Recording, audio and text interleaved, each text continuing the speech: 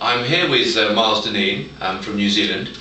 Now you're a winemaker from the North Island, but you're part of a bigger group, aren't you? Tell me a little bit more about the group and the various divisions within the group.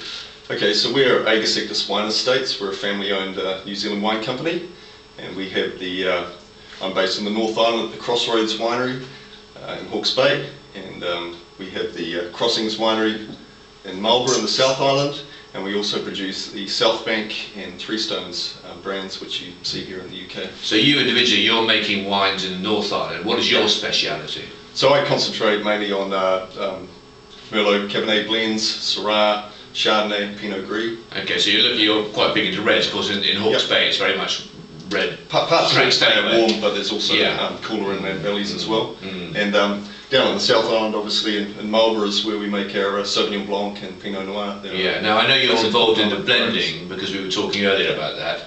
But tell me a little bit more about the Crossings as a vineyard region or name. I mean, it's in the Awatere Valley. So the Awatere Valley is the second and cooler valley in Marlborough, the more recent to be planted. The Crossings vineyards are some of the earlier vineyards to be planted in the mid-90s in the Awatere. There's some older ones. And we've got our own winery there and our own vineyards, 3 vineyards that run up the river as it heads inland, cooler and cooler sites running up the vineyards. So we've got 3 nice vineyards here, Brackenfield, Willow Flat and the Medway. Right. And, so the wine's developing year on year. It was interesting you say you planted relatively late in the 1990s, so we're talking only sort of 10, 15 years ago. Is there still a lot of planting going on? There has been up until recently, consistent growth and planting in Marlborough, and it's actually come to a halt, which is probably a good thing. I think it's a very good thing. Absolutely. So I think you won't see very much planting at all in New Zealand for a while. And, I mean, a lot of people jumped on the bandwagon, didn't they? Exactly. They were farmers. Yep. They had some land in the right area, more by luck than anything else. Yep. And they jumped on the bandwagon and planted a lot of vines. And I mean, some did very, very well out of it. Absolutely. But others got greedy and perhaps overextended themselves. And now the bubble has burst slightly, hasn't it?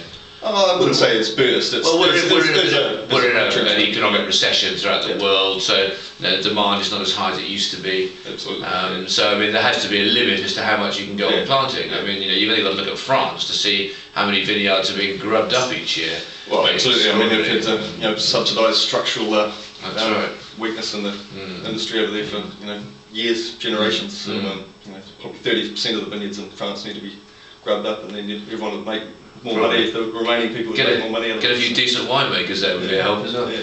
But we're going to come on to these wines in a second and taste these wines. But they work very well with us, these wines. Right price point, very nice presentation, and very good quality. I think we should pour a glass of wine, don't you? Sounds good. Thanks.